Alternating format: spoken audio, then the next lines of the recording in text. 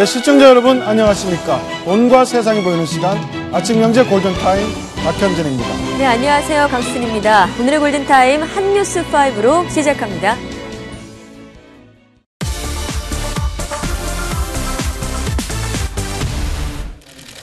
박근혜 대통령이 공식 석상에서 북한의 지뢰 도발에 대해 처음 언급했습니다. 박 대통령은 하몬드 영국 외교장관을 접견한 자리에서 우리 정부는 강력한 대북 억지력을 바탕으로 한 압박도 지속해 나가는 한편 북한과의 대화 재개를 위한 노력도 지속해 나갈 것이라고 말했습니다. 엄중 대응하되 대화는 대화대로라는 투트랙 전략을 이어가겠다는 겁니다. 이에 앞서 청와대도 국방부가 북한 지뢰 도발에 대해 발표를 한 지 하루가 지나서 공식 입장을 내놨습니다.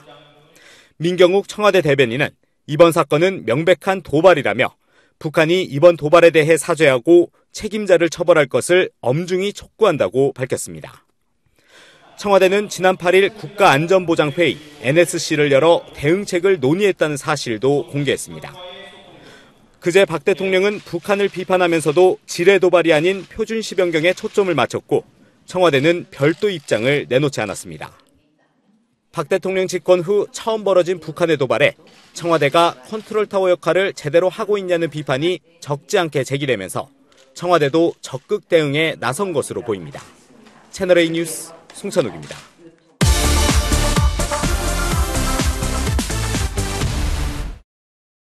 새정치민주연합 김광진 의원이 자신의 SNS에 올린 글입니다. 지난 4일 북한이 매설한 목함 지뢰가 폭발하면서 우리 군 2명이 부상당했고 군이 진상조사에 나섰다는 내용이 담겨 있습니다. 해당 글이 올라온 시점은 지난 9일. 당시 국방부는 출입기자단의 정밀조사 등을 이유로 10일 오전 10시 반까지 보도 자제를 요청한 상태였습니다. 국회 국방위원회 소속이기도 한 김 의원이 군의 공식 발표가 나오기 전에 지뢰 도발 사건 관련 정보를 온라인에 공개한 것으로 이를 두고 당 내외에서 부적절한 처신이었다는 지적이 나옵니다. 새정치연합 국방위 소속 한 의원은 채널A와의 통화에서 SNS에 올릴 만한 성격이 아닌 것을 공개한 것은 잘못됐다라는 입장을 밝혔습니다. 새누리당은 김 의원이 도발을 일으킨 북한보다 우리 군에 대한 비난에 집중하고 있다고 비판했습니다. 이러한 도발 행위를 통해 남남 갈등을 유발하려는 북한의 의도에 부합하는 듯한 행동을 어떻게 국회의원이, 그것도 국회 국방위 소속 위원이 앞장설 수 있는지. 파장이 커진 뒤 해당 글은 삭제됐지만 김 의원을 둘러싼 자격 논란으로까지 번지는 상황입니다. 채널A 뉴스 조영민입니다.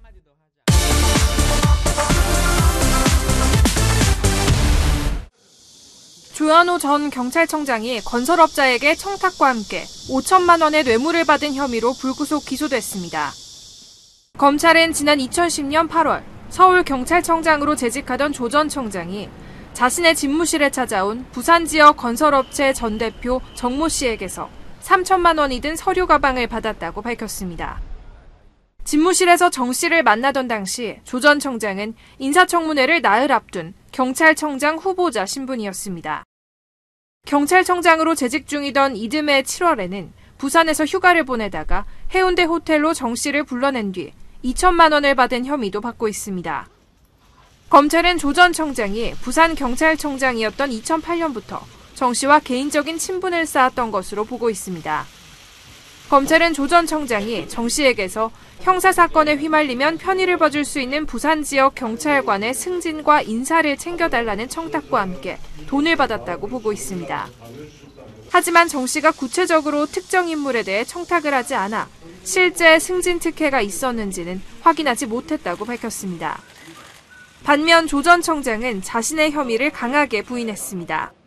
받은 사실이 결코 없고 법정에서 내 결백이 밝혀질 겁니다. 그 외에는 할 이야기가 없습니다. 노무현 전 대통령의 차명 계좌 의혹을 제기해 8개월간 복역하고 지난해 5월 출소한 조 전 청장은 1년여 만에 또다시 법정에 서게 됐습니다. 채널A 뉴스 곽정아입니다.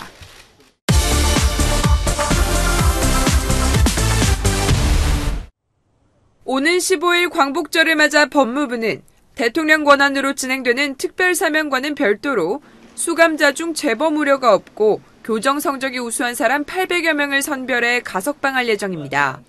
가석방 대상자 800여 명 중 유력 정치인과 경제인은 제외됐습니다. 형기의 3분의 1 이상 복역이라는 가석방 요건을 충족한 최태원 SK그룹 회장은 사면 심사 대상자에 포함이 되면서 일단 가석방 대상에선 빠진 것으로 알려졌습니다.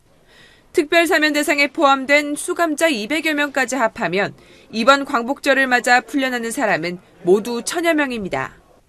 사면심사위원회의 의결을 거친 특별사면안에는 도로교통법 위반 등 행정처분제재 사범까지 포함해 200여만 명이 오른 것으로 알려진 상황.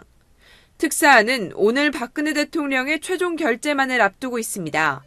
당초 이번 특사안에는 김승현 한화그룹 회장, 구본상전 LIG 넥스원 부회장 등 재벌 총수가 다수 포함된 것으로 알려져 재개에 큰 기대를 모았습니다. 하지만 최근 롯데그룹 경영권 분쟁 사태 등 재벌가에 대한 여론이 싸늘해지면서 경제인 사면이 대폭 줄어들 가능성이 힘을 얻고 있습니다. 최종 사면 대상은 내일 박 대통령이 주재하는 임시국무회의에서 발표될 예정입니다. 채널A 뉴스 윤정혜입니다.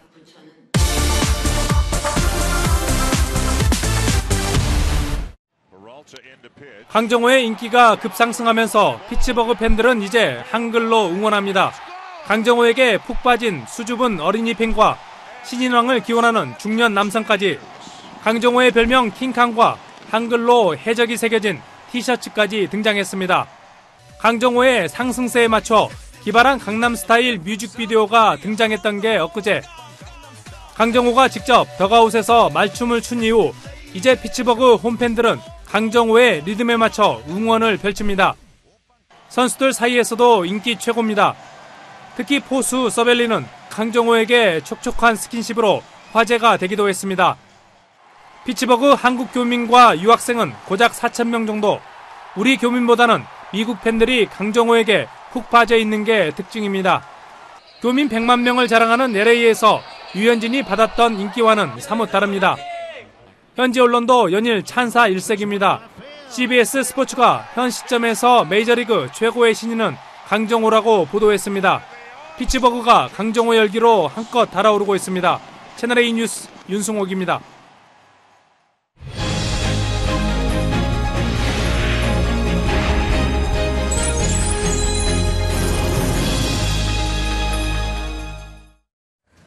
오늘의 골든타임 박상홍 공간과 미디어 연구소 소장, 이호선 소실사이버대학교 교수, 정철진 경제 칼럼니스트, 그리고 김태현 변호사와 함께합니다. 어서 오세요. 네, 어제 원달러 환율이 큰 폭으로 올라 3년 2개월 만에 최고치를 갈아치웠습니다. 급작스럽게 전해진 중국에서 충격적인 소식 때문인데요. 어떤 내용입니까? 그렇습니다. 어제 우리 서울 외환시장에서는 환율, 원달러 환율이 1,179원까지 올랐는데요. 왜 느닷없이 이런 사건이 일어났는가? 네. 바로 어제 아침에 중국 쪽에서 발생했던 사건 때문인데 중국의 인민은행이 위안화 대 달러 환율을 고시를 하면서 무려 아침에 1.86% 높게 환율을 고시한 겁니다. 이게 바꿔 말하면은 위안화 가치를 1.86% 떨어뜨린 채로 고시를 했다는 건데 여기서부터 이제 사단이 시작이 된 거죠. 그래서 위안화 대 달러, 위안화 가치가 폭락을 하니까 전반적인 모두 아시아 통화 가치가 떨어졌고 이 영향을 우리도 받게 된 겁니다. 그러니까 원화 가치가 떨어지니까 원달러 환율은 올라가게 된 거죠. 예, 올라가게 된 거죠. 근데 그 위안화 그 폭이 인하폭이 사상 최대라면서요? 그렇습니다. 1.86%라는 게요. 우리가 뭐 주가로 따지면 크지도 않고 뭐 이자율 정도도 크지도 않지만 이 환율에 있어서 1.86%라는 거는 어마어마합니다. 왜냐면은 이 환을 통한 거래가 수백조 아닙니까? 1.86%라는 거에 의미가 상당한데 이 때문에 어제 아시아 증시 급락을 했고요. 유럽 증시, 미국 증시, 특히 원자재 시장이 금을 제외하고는 모두가 다 거의 폭락 양상이었습니다. 유가는 4%나 떨어졌습니다. 네, 중국이 이제까지 환율 카드는 만지지 않았는데 마지막으로 지금 환율 카드 꺼내든 것 같습니다. 그만큼 중국 경제가 좀 어렵다는 뜻입니까? 그렇습니다. 이제 위안화 가치를 왜 이렇게 떨어뜨렸냐? 이제 중국이 새로운 경기 부양을 통해서 이제 우리도 수출에 올인하겠다. 수출 가격 경쟁력을 위해서는 위안화 가치를 떨어뜨리는 정책을 펼치게 된 건데요. 이 때문에 지금 전자업종 같은 경우에 오늘 새벽에 애플도 거의 5% 가까이 빠졌거든요. 그렇죠. 그러니까 네. 중국이 잘하는 것들, 뭐 전자, 샤오미라든가 스마트폰이라든가 중국 위주로 재편될 것이라는 우려 때문에 네. 세계가 들썩들썩할 것 같은데 앞으로 이제 우리나라도 이런 환율 전쟁, 자국의 통화 가치를 좀 떨어뜨리는 행보를 펼치게 될 것 같습니다. 결국은 환율을 떨어뜨리면 그러니까 통화 가치를 떨어뜨리면 수출에 유리한 입장을 차지하게 맞습니다. 되잖아요. 예. 그렇죠. 미 공화당 유력 대선 후보인 트럼프는 바로 중위안화 평가제라 미국을 파괴할 것이다. 네. 이런 강력한 경고를 내렸는데 네. 네. 어떻습니까? 지금 한국 경제도 미치는 영향이 만만치 않겠죠? 그렇습니다. 근데 일단은 정석적으로 보면은 상당히 악재죠. 네. 왜냐하면 우리랑 중국이 거의 비슷비슷한데 중국이 위안화 가치를 떨어뜨려서 수출 가격 경쟁력이 나오기 때문에 악재이긴 한데 실은 이게 큰 의미에서 보면은 중국이 잘 살게 된다는 거 아닙니까? 중국의 경기 부양책이기 때문에 호재의 측면도 있고 또 한 가지 오늘 새벽에 나온 게 이렇게 되면 미국이 금리 인상을 못한다. 늦출 것이다. 늦출 것이다. 네. 왜냐하면 이제 달러만 무한대로 강해질 수가 없기 때문에 올 9월에 금리 인상을 못할 수도 있지 않는가. 그러니까 호재적인 측면도 오늘 한두 가지가 나오고 있어서 시장을 한 번 더 지켜봐야 될 것 같습니다. 그러니까 세계 환율 전쟁, 제2의 환율 전쟁 서막이 올렸다고 봐야 되나요? 그렇습니다. 이제 우리도 당장 내일 기준금리 또 결정하게 될 텐데 네. 여파를 보고 뭐 추가 인하도 해야 되지 않느냐. 왜냐면 원화 가치도 떨어뜨려야 되니까. 이런 이야기까지 나오고 있죠. 추가 인하를 할 수 있습니까? 그러니까 말이죠. 그러니까 우리만 지금 원화만 강해질 수가 없는 분위기여가지고 앞으로 네. 이 문제를 어떻게 해결해야 될지도 또 하나의 딜레마가 됐습니다. 네, 알겠습니다. 다음 소식 이어가겠습니다. 신동주 전 일본 롯데 부회장이 출국한 지 나흘 만에 어젯밤 늦게 갑자기 한국으로 돌아왔습니다. 네. 동생인 신동빈 회장의 기자회견에 자극을 받은 탓인지 어떻습니까? 갑자기 돌아온 배경. 지금 17일 일본 예. 롯데홀딩스 네. 주주총회 열겠다고 예고가 돼 있는데 네. 돌아온 배경이 궁금합니다. 일단 다수설은 상황이 거의 마무리되지 않았느냐. 왜냐하면 17일 주총에도 주총 안건에 아무것도 없었거든요. 네. 그러니까 거의 이번에 기업 투명성이고 논란이 됐던 뭐 총괄 회장 문제라든가 이게 하나도 없기 때문에 실제로 일본에 가서도 큰 성과를 갖고 얻지 못하지 않았느냐는 설이 다수설이기는 한데 빈손으로 돌아왔을 가능성이 있다. 그렇죠. 근데 네. 뭐 또 하나 신동주 전 부회장의 히든 카드가 있다는 얘기도 실은 나오고 있거든요. 네. 그러니까 오늘 하루 정도 행보를 지켜보면 신동주 회장이 어떤 카드를 들 것인가. 만약 오늘까지 침묵한다면은 실은 이제 장외 타협 쪽으로 이야기가 흘러간다고 네. 보입니다. 네. 예, 장남은 한국으로 돌아왔고 차남인 신동빈 롯데 회장은 또다시 국민들 앞에 사과문을 발표했습니다. 지난 3일 귀국길에 김포공항에서 머리 숙인 데 이어서 두 번째죠. 내용 다시 한번 들어보시죠. 먼저 국민 여러분께 진심으로 사과드립니다. 죄송합니다.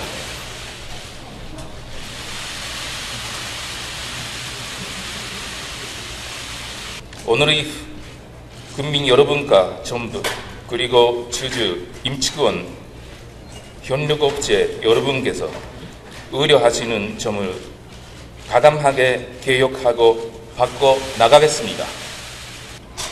첫째, 롯데호텔의 일본 계열 회사들의 지분 비율을 축소하겠습니다.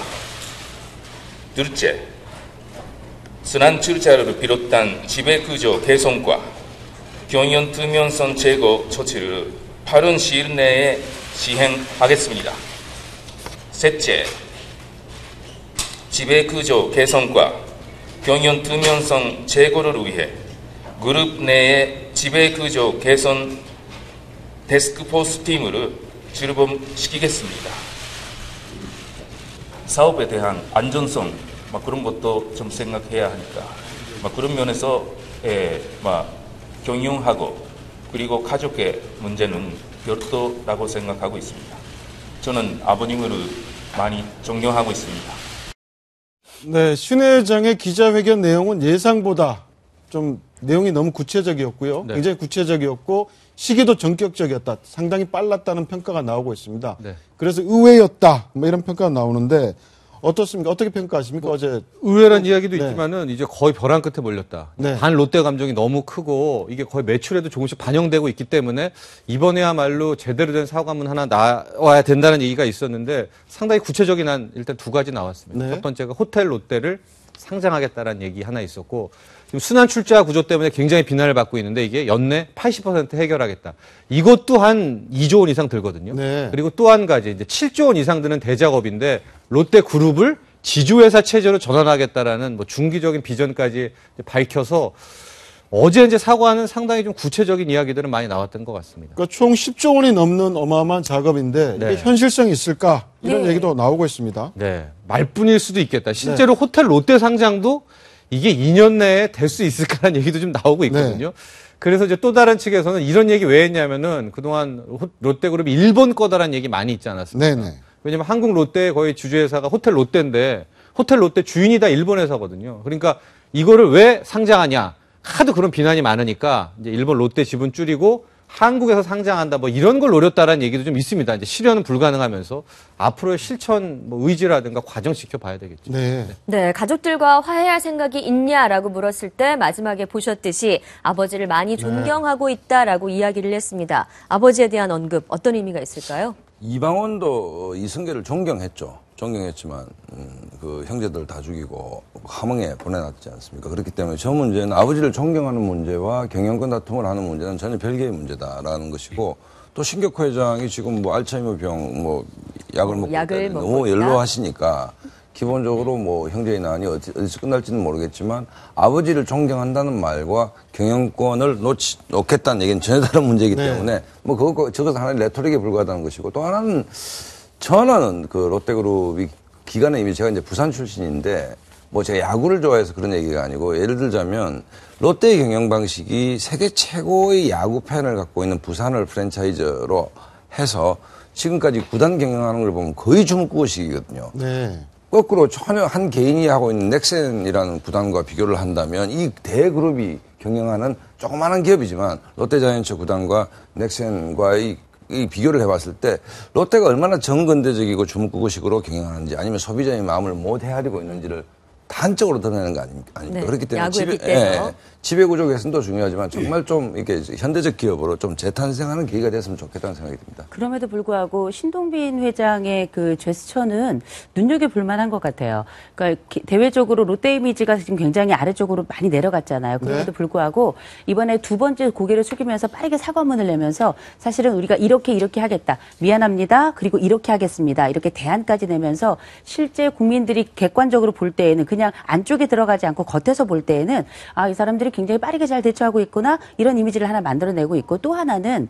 실제 그 아버지에 대해서 존경심을 표하는 것도 지금 사실상의 그 권력 다툼 중에 있음에도 불구하고 굉장히 안정적인 위치를 보여주고 있거든요. 네. 그러니까 이런 부분들에 대해서 책임도 내가 다 감수하겠다. 이거는 대중적으로 볼 때는 아, 이 사람이 믿을 만한 사람이구나 혹은 책임지려고 하는구나라는 아주 좋은 이미지를 만든 면에 있어서 그러니까 신뢰감을 준다는 그렇죠. 거죠. 신동주 부회장에 대한 그 전반적인 시선하고는 많이 다른 부분을 구축하고 있구나 이런 생각은 좀 들어요. 네, 알겠습니다. 다음 주제 이어가겠습니다.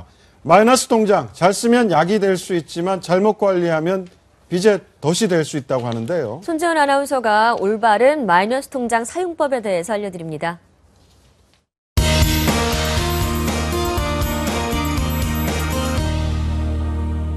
네, 유용하고 재밌는 숨어있는 경제 이것만. 오늘의 주제는 마이너스 통장의 진실입니다. 흔히 직장인 비상금이라고 불릴 만큼 많은 사람들이 이용하는 마이너스 통장. 하지만 일반 신용대출보다 마이너스 통장의 이자가 0.5에서 1%포인트 더 높다는 사실 알고 계시나요? 게다가 대출금을 갚지 않으면 이 이자는 복리로 계산되는데요. 예를 들어 약정금리 연 12%의 마이너스 통장에서 500만 원을 꺼냈었다면 5만 원의 이자가 붙고 다음 달에는 원금과 그 이자가 합쳐진 505만 원에 다시 이자가 붙는 식입니다. 또 오전에 500만 원을 꺼냈은 후 오후에 다시 500만 원을 그대로 채워넣어도 이렇게 하루치 이자는 갚아야 하고요. 대출 약정을 해놓고 한 푼도 인출하지 않았다고 하더라도 그 약정만큼의 대출금은 언제라도 인출할 수 있기 때문에 약정 금액 전체를 대출로 쓰고 있는 것으로 간주해서 신용 한도는 떨어지게 됩니다. 때문에 마이너스 통장은 날짜로 이자를 계산하는 이점을 살려 단기간에 대출금을 갚을 수 있을 때 쓰는 것이 가장 좋고요. 1년 이상 마이너스 상태가 지속될 것 같다면 차라리 일반 대출을 받는 게 더 유리하다고 하네요. 그럼 숨어있는 경제 이것만. 다음 시간에는 더 유익한 정보 가지고 돌아오겠습니다. 한류 열풍의 핵심이었던 드라마 대장금 이후 12년 만에 드라마 복귀작으로 돌아오는 배우 이영애 씨입니다. 네. 차기작 사임당 더 허스토리가 막강 캐스팅과 홍콩 투자로 날개를 달았습니다. 어떻습니까? 지금 캐스팅이 화려하다면서요? 그렇습니다. 마지막 이제 그림이 나오면서 이제 공식화가 된 것 같은데요. 이름은 이제 사임당 헐 히스토리입니다. 네. 그녀의 이야기라는 거고요. 당초에 이영애 씨하고 송승헌 투톱은 이제 대목 캐스팅은 돼 있는 상태였었는데요. 그 다음 나머지들 이제 주역급들이 확정이 됐습니다.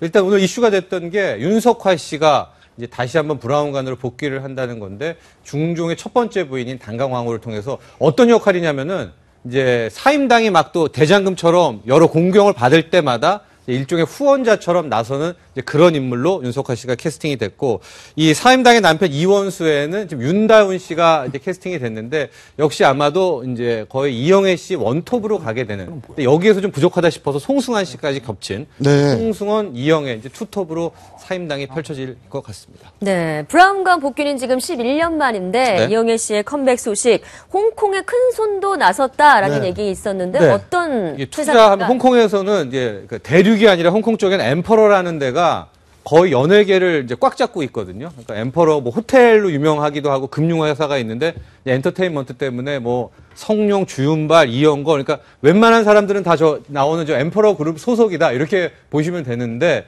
이제 저 엠퍼러 그룹이 한국에다가 엠퍼러 코리아를 세운 다음에 이제 여기를 통해서 이 방금 이 사임당이라는 드라마에 이제 투자를 하게 됩니다. 그래서 현재는 100억 투자 얘기가 나오고 있는데 진행에 따라서는 그 이상의 금액도 될 수 있지 않을까. 그래서 아마 시작부터가 이 사임당의 작품은 홍콩과 이 중국, 중화대륙 쪽을 같이 노리는 그런 드라마가 될 것 같습니다. 어떻습니까? 지금 화려한 복귀인데요. 12년 만, 또 윤석화는 26년 만에 네. 이제 안방극장에 등장하는데, 이게 그 대장금의 인기 다시 한번 재현할 수 있을 거라고 보세요? 예, 재현을 해야 될 것 같은데 이 자체를 좀 보면은 과거 대장금과 달리 전형적으로 좀 중국 시장을 엄청 많이 노린 것 같습니다. 네. 그러니까 사임당이라는 인물도 이 신사임당 할 때 이 사임당이 태임을 사모한다라는 그 이름이거든요. 그 태임이라는 게 주나라 문왕의 어머니여가지고 이제 마치 상대적으로 이제 중국에 대한 어떤 한류를 의식하면서 만들어진 작품이기 때문에 아마도 내용은 상당 부분 저 대륙 중국 쪽과 여러 가지 좀 안배 차원에서 네. 이야기가 풀어가지 않을까. 근데 지금 나오는 이야기는 뭐 대장금식으로 문제가 지어지면 해결하고 또 역경이 다가오면 풀어나가고 네. 이제 이런 식의 구도. 또 하나가 이제 이 현실과 과거가 왔다 갔다 합니다. 그러니까 이영애 씨가 이 현재에서는 미술학도고 네. 이제 회상하게 되면 신사임당이 되고 이제 1인 2역을 펼쳐지게 돼서 그런 구도가 이게 생각해 보시면 알겠지만 뭐 또 별구대 이런 통화 많이 있거든요. 네. 그런 걸로 가지 않을까 이제 보여집니다. 알겠습니다. 이번엔 정치권 얘기 나눠보겠습니다. 내년 총선을 앞두고 몇몇 정치인들 벌써부터 출마할 뜻을 피력하고 빅매치를 예고하고 있습니다. 이런 가운데 서울 종로구의 오세훈 전 서울시장과 박진 전 의원이 출마할 뜻을 굳힌 것으로 알려졌는데요. 두 사람의 입장 한번 보시죠. 네, 오세훈 전 서울시장 종로 출마하겠다라고 밝히면서 새누리당 텃밭 같은 쉬운 곳은 가지 않겠다라고 강하게 이야기를 했고요. 이에 반해서 박진 전 의원 종로에 뼈를 묻겠다. 지역 주민들에게 당당히 인정받고 싶다라고 이야기를 했습니다. 네, 종로함 정치 1번지. 네. 지금 어떻게 보면 굉장히 좀 빅매치로 보이는데 어떻게 보십니까? 아니, 박진애 전 의원이 좀 황당하겠죠. 박진애 의원이 종로에 쉬운 데가 아닌데 16, 17, 18대 연달아 당선된 분이고, 박진애 의원은 스펙이 정말 화려합니다. 서울대 법대에 뭐 석사는 옥스퍼드, 네. 박사는 캠브리지, 그다음에 자타가 공인하듯이 그 한국에서 영어 제일 잘하는 분이고, 네. 하여튼 뭐 스펙이 화려하고, 또 개인적으로 좀 잘하는데 스펙이 화려하니까 굉장히 좀 이렇게 사람이 차가울 것 같지만 그야말로 털털합니다. 저분도 털털하고 사람이 소탈하고. 그다음에 제가 개인적으로 깜짝 놀라는 것은 사람 이름을 저렇게 잘 기억하느냐.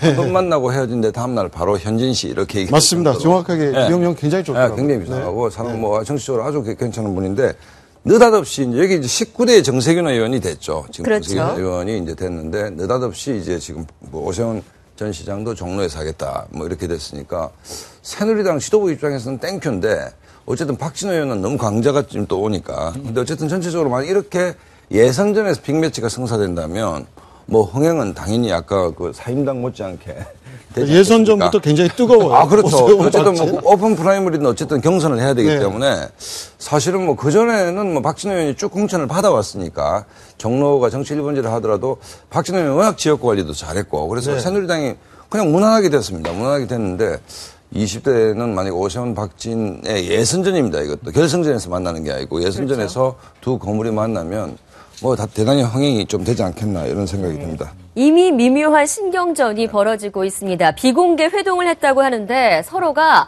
오세훈 전 시장은 강남 가쇼라고 이야기를 했고 박진 전 의원은 안철수랑 붙어라라고 이야기를 했다고요. 그러니까 오세훈 시장 당신이 이제 박진영 의원 얘기는 뭔가 하면 당신 대권 꿈꾼다며. 대권 꿈꾸면 뭐 선수 한 번 더 삼는 게 아무 의미도 없는데 그러면 제일 어려운 데 가서 해라.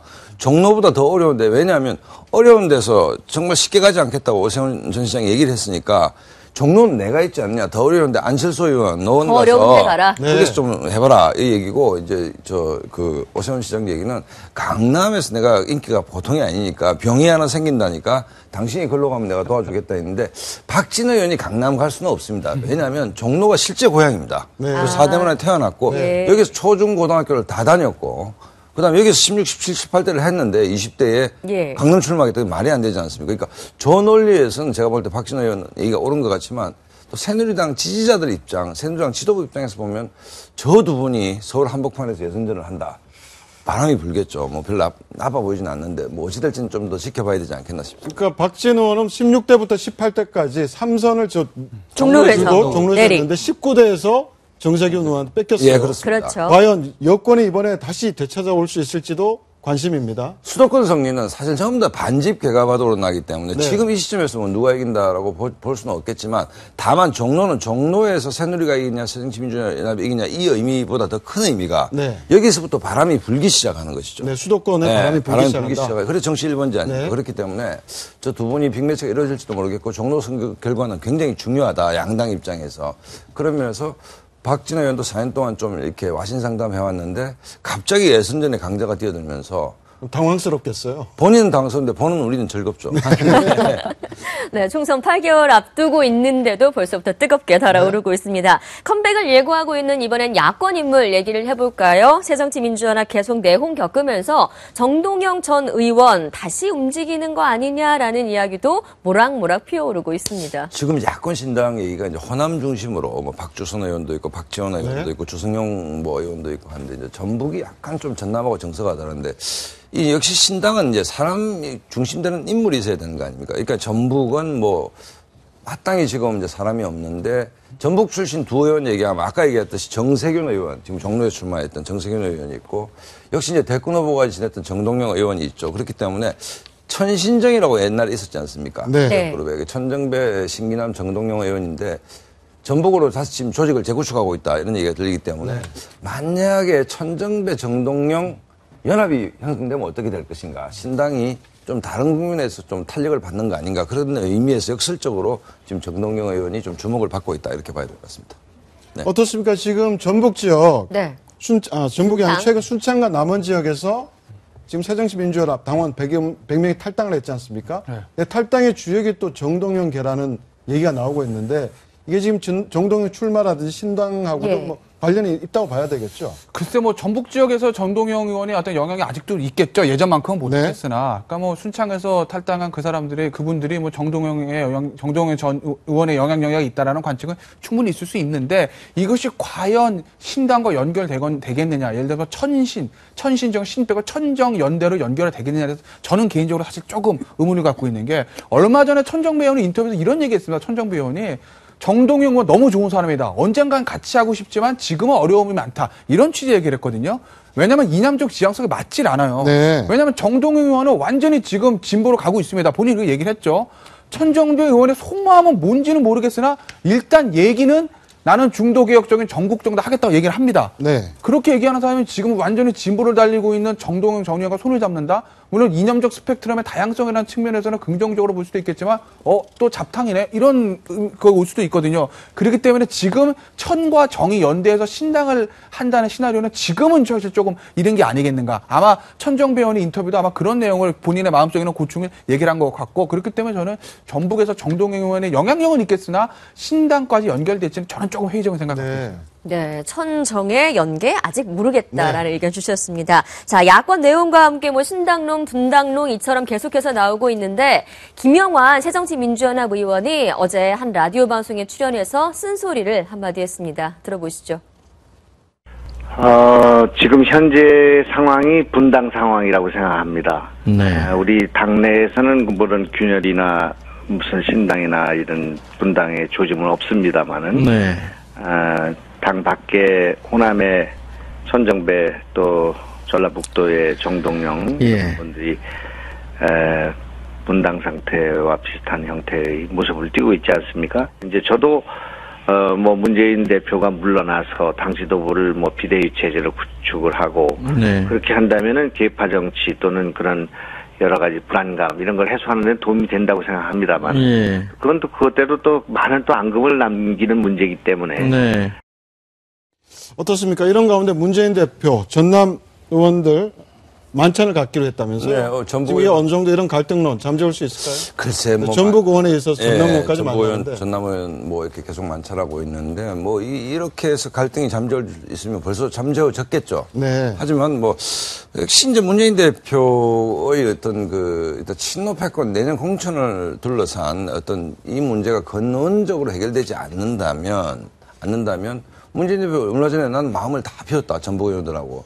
그 비웠다고 믿는 사람, 설사 개인 문재인이 마음을 비웠다 하더라도 이른바 문재인 뒤에 있는 친노 세력이 마음을 비웠냐. 그걸 믿는 호남 의원들은 거의 없을 겁니다. 그렇기 때문에 물론 식사를 하고 수습에 안간힘을 씁니다만 제가 보기에는 좀 역불급이 아닌가. 근원적인 처방 없이 빨간약 바른 데서 상처가 났느냐. 그렇게 보이지는 않습니다. 네, 알겠습니다. 정치권 얘기까지 들어봤습니다. 세 분 말씀 고맙습니다. 예, 네. 감사합니다.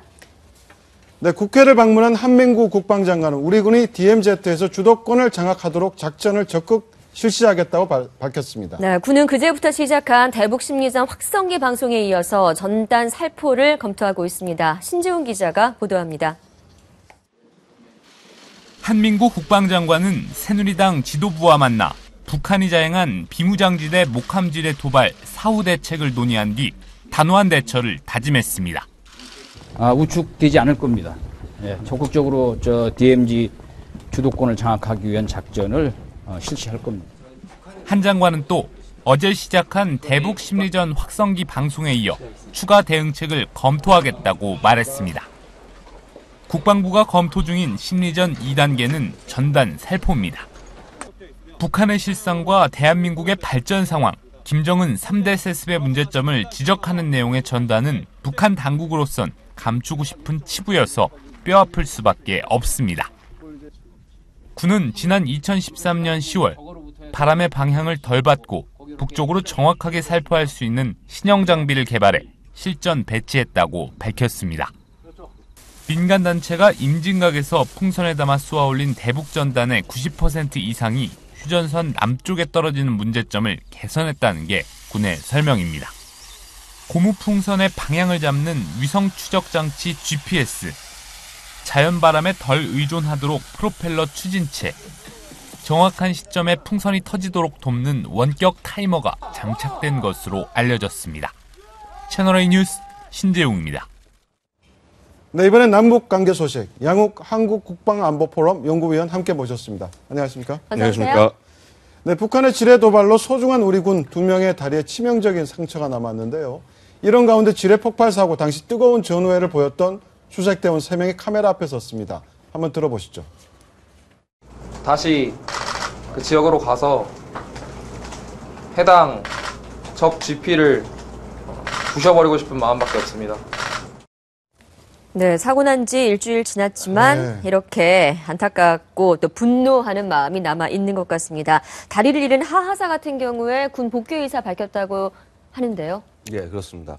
사실은 이제 예전에는 군 인사법에 의하면은 이렇게 상의를 입은 군인은 복무를 할 수가 없었습니다. 근데 이제 2000년에 GOP에서 이제 대대장이 수색 대대장 2분이 다리를 잃는 사건이 있었습니다. 그 사건이 있고 난 다음에 인사법이 바뀌어서 이제 희망을 하면은 이제 계속 복무를 할 수 있도록 그렇게 바뀌었고요. 그래서 이제 그때 다리를 잃었던 분은 이제 이종면 대령님이라고 지금 이제 교관으로서 이제 활동을 하고 계십니다. 그래서 지금 이 인원의 경우에도 군에 남기를 희망을 한다면은 충분히 군에서 계속 활동할 수 있을 것입니다. 네, 북한의 지뢰 도발 이후에 분노한 우리 군도 고강도 교전 수칙을 내놓았는데 이른바 제2의 미루나무 제거 작전 시행하겠다. 이게 뭡니까? 네. 그러니까 일단 그 예전에 도끼 만행 사건 기억하시죠? 네네. 1976년에 보면은 이제 그 JSA 구역에서 이렇게 그 시계가 걸리는 미루나무를 잘라내기 위해서 미군과 우리 군이 들어갔다가 미군 대위 2명이 살해당한 사건입니다. 네네. 그때 이제 미국 같은 경우가 어떻게 했냐면은 굉장히 강한 그 힘의 시연을 보입니다. 그래서 항모를 뭐 한반도 지역으로 파견을 하고 그다음에 굉장히 그 가용한 모든 병력을 뭐 예를 들어서 이제 그 거의 그 GOP 지역까지도 동원을 해가지고 해서 무력 시위를 하면서 북한을 굴복시킨 바가 있었습니다. 네네. 그래서 아마 우리 군의 경우에도 아마 그런 식으로 이렇게 이 GOP 지역이라든가 이 북한에 관련된 접경 지역에서 굉장히 고강도의 무력 시위를 하면서 어떤 북한의 어떤 사과를 요구하거나 그 여러 가지 그 행동을 할 것으로 예상을 할 수 있습니다. 네, 아까 리포트에서 보셨지만 한민구 국방부 장관 고강도 교전 수칙을 내놨습니다. 네. 북한이 침범을 할 땐 즉각적으로 조준 사격을 하겠다. 이제 강화된 수칙이죠. 예, 그렇습니다. 이전까지만 하더라도 이제 일단 경고를 하고 그다음에 경고 사격을 한 다음에 그래도 멈추지 않을 경우 사격하도록 기존에 주치돼 돼 있었는데 이제는 이렇게 지뢰가 설치돼서 지뢰가 설치돼서 우리 군을 사상을 하고 공격하는 이런 상황이기 때문에 이제 더 이상 이러한 룰을 따르지 않겠다. 룰을 바꾸겠다. 그래서 조금 더 공격적으로 그 북한군에 대한 행동을 하겠다라는 의지를 보였다는 겁니다. 근데 만약 이렇게 되면 일촉즉발의 상황이 발생할 수도 있는 거 아닙니까? 네, 조준 사격. 교전이 발생할 수도 있잖아요. 당연히 발생할 수가 있죠. 근데 그러한 발생할 수 있는 교전을 두려워하지 않고 적을 물리치겠다라는 그런 강한 의지를 표현을 하는 것입니다. 이러한 의지 없고 그다음에 그렇게 의지에 바탕한 행동이 없이는 북한의 앞으로 저러한 행동은 계속되고 우리 그 GOP 지역에서 근무하는 우리의 병사들의 목숨은 계속 위협될 수밖에 없습니다. 이번 계기를 바탕으로 해서 조금 더 강한 모습을 보여주면서 다시는 도발이 없도록 하는 그런 필요가 있겠다고. 예, 양 의원님 말씀 100% 공감하는 게 아시다시피 군사론에도 보면 전쟁을 결행하겠다는 의지가 없는 평화는 없지 않습니까? 네. 그렇기 때문에 아까 그 미루나무 얘기 박정희 대통령이 미친 개에게는 몽둥이가 필요하다는 그 말로 유명해진 거 아닙니까? 그때 미국이 동원한 건 바로 항모들이 바로 왔습니다. 왔고 북한이 굉장히 충격을 받았었거든요. 그래서 김일성이 좌익 극단주의자들의 소행이다 이런 말까지 김일성의 어떤 사고까지 받아낼 정도였기 때문에 우리도 그냥 혹독한 대가를 치르겠다고 했을 때 국방부 국민들이 70년 동안 우리가 매일 맞으면서도 아무런 응징도 안 했는데 이번에 또 뭘 하지? 확성기 방송이 혹독한 대가인가 뭐 이런 정도인데 어쨌든 교전이 일어나면 싸워서 이겨야죠. 그런 결의를 하지 않는다면 그 다음에는 구두선에 거치지 않겠습니까? 그래서 이번에는 우리 한국군이 뭘 좀 보여줬으면 좋겠다는 게 국민 여론인 것 같습니다. 그런데 궁금한 건 이번 목함지뢰 도발 누구의 작품입니까? 목함지뢰 정도. 그러니까 예를 들어서 이 설치된 지역이 MDL 그러니까 군사분계선 아래쪽에 대한민국 쪽 이제 이 추진 철책이었습니다. 근데 여기 MDL을 넘어서 들어온다는 거는 북한에 있는 일반 부대가 생각하기는 굉장히 힘든 일입니다. 결국은 김영철이 지금 총국장으로 있는 정찰 총국에서 결국 그 특수 인원들을 파견을 해서 이 인원들이 설치한 것이 아닌가 이렇게 추정할 수가 있겠습니다. 그러니까 김영철 총괄국장이 바로 천안함 배후로 알려진 인물이죠. 예, 그렇습니다. 최근 상장에서 대장으로 승진했다면서요? 네, 그렇습니다. 사실 이제 원래 대장이었는데 계속 김정은이 이렇게 올리고 내리고 하면서 이렇게 군기를 잡고 있습니다. 결국은 최근에 커다란 성과가 없었기 때문에 상장으로 내려갔다가 그렇다가 뭔가 눈에 드는 일을 약속을 했거나 혹은 해야 되기 때문에 대장으로 이제 진급을 한 것으로 볼 수도 있습니다. 결국은 이게 김영철의 김정은에 대한 어떤 충성 경쟁의 과정에서 일어난 그런 일일 수도 있다는 것이죠. 결국은 우리가 지금 같은 시점에서 굉장히 북한을 세게 압박을 해서 김영철 같은 인원이 다시는 니들이 나와서는 이 국제사회든 이 한반도든 니들이 힘들 것이다. 이런 것을 보여주는 것도 굉장히 중요한 일이라고 하겠습니다. 네, 그런데 김광진 새정치민주연합 의원이 국방부 발표 전에 SNS에 이 사실을 공개하지 않았습니까? 이건 좀 문제 있지 않나요? 그렇습니다. 제가 정황은 정확히 모르겠으나 제가 알고 있고는 이 사실과 관련돼서 국방위 위원들에게 국방부에서 브리핑을 한 것으로 알고 있습니다. 그다음에 브리핑을 하고 그다음에 이 내용을 비보도로 좀 해달라. 소위 말해서 엠바고 요청을 한 것으로 알고 있는데 만약에 그러한 브리핑을 받고도 엠바고 요청을 받고도 계속 SNS를 남겨뒀다고 한다면 이것은 굉장히 공인으로서 올바른 태도가 아니다. 그리고 국방위 위원으로서도 올바른 태도가 절대로 아니다라고 말씀을 드리겠습니다. 네, 알겠습니다. 북한 소식까지 짚어봤습니다. 말씀 고맙습니다. 감사합니다. 감사합니다. 네, 지금까지 아침경제 골든타임이었습니다. 고맙습니다.